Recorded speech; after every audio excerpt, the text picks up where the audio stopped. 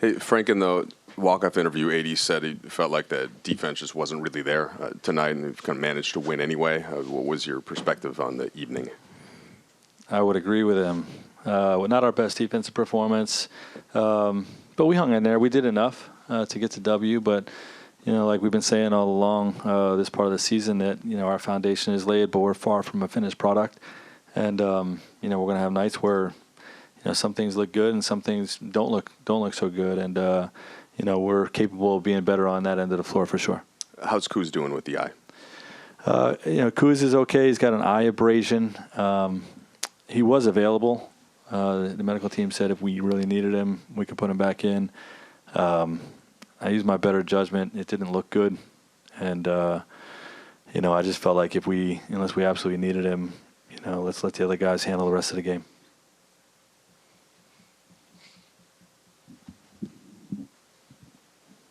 Frank, 30 transition points, a lot of those in the first half. What do you think really gave you those opportunities, and what did that do for your offense getting out to that kind of start in the fast break?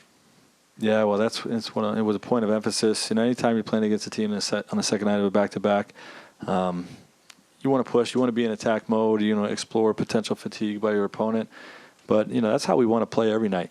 And the last two games, the Atlanta game and this game, we had some exceptional sequences on the defensive end where we either got a deflection, a block shot, or just great defensive rebounding that allowed us to get a live rebound or a live ball running. And you see what we look like when LeBron has the ball in his hands and he's going full speed like a freight train, and shooters running with him and lob threats running with him. We can be really potent. So I was a big part of the win tonight. You said last game that this might be the best you've seen him, LeBron. How long can he keep this up? This particular level? Who knows? We'll continue to watch it and see. Hopefully for a long, long time for Lakers fans. And he's just playing terrific basketball. There's no other way to put it. And for him to be doing what he's doing in his 17th year is just nothing short of remarkable. And there's no reason to believe that he can't sustain that the rest of the season and help us make a real strong playoff push. Frank, I think Rondo had a season high at 10 assists. When he's out there quarterback in the offense like that, you guys are fast breaking, settling things down.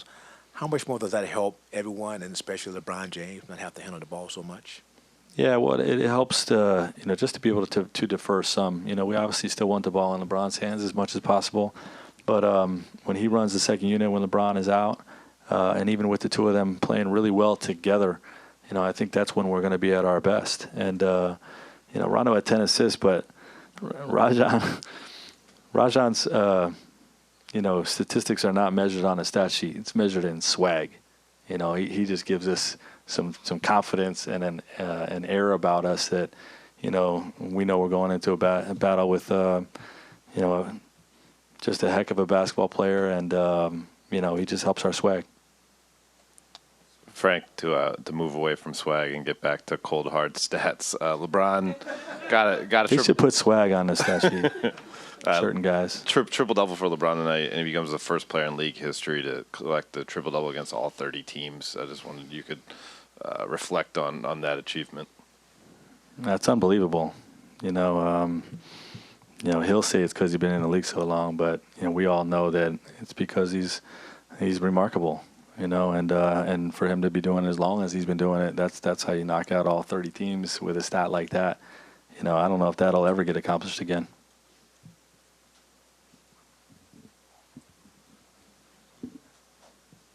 Just adding on to that question about the triple doubles, what does it just say about LeBron's versatility, and then also just as somebody who's had to game plan against him, how difficult it can be knowing he can have that type of impact against everyone? Well, he literally can hurt you in every way imaginable. So it's not like when I was playing against him, it was all about making beat you over top, and teams still play him that way, but he's the best deep shooter on our team.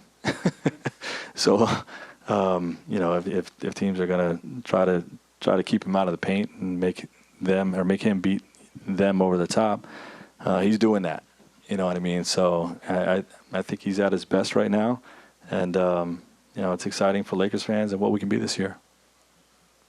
Frank, you said yesterday that you were looking for different opportunities to give AD the ball and get him going on offense. How much of his performance tonight was a little bit by design, and how much was it just him making the best of some situations? I think it's all him. He just had a look in his eye, to start the game today that, he was going to have a great performance. And you saw it, you actually saw it in this morning in shoot around. He felt like he was locked in, like he's good. And, that I just had a feeling that, without me trying to recreate the wheel, that he was going to have a strong night.